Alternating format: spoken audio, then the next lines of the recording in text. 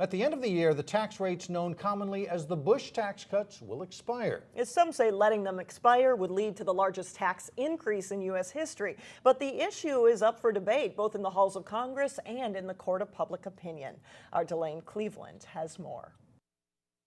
Are you going good? Haven't seen a little bit. Great. Darlene Miller is CEO and owner of Permac Industries, a precision machining company in Burnsville. And I employ 36 very talented people. She joined other small business owners in New Hope to voice their concerns Friday afternoon about taxes and the soon-to-be expiring Bush-era tax rates. The current tax rates, which are, currently are already very high, and it's really going to affect our decisions to hire more people. Listening to her concerns was Republican Congressman Eric Paulson. Unless Washington takes action, taxes go up for everyone. It'll be the largest tax increase in U.S. history. And more importantly, it's not just individuals, it's also on our small business owners. And these are the folks that provide most of the jobs in our country, and it is wrong. Wrong, he says, to raise taxes on small business owners who create jobs.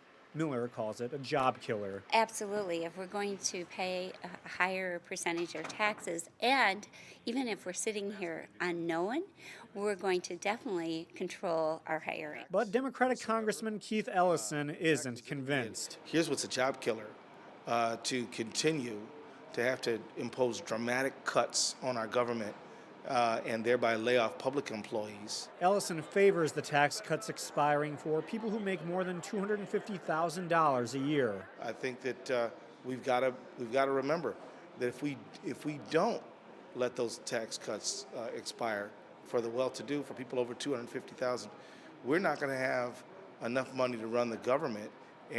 So therefore we're going to have to borrow. Miller, meanwhile, is interested to see how it all plays out in Washington. I think the most important thing is that we are heard and that Congress recognizes that politics have to be put aside, and non-action is going to hurt the economy more than anything. In New Hope, Delane Cleveland, 12 News.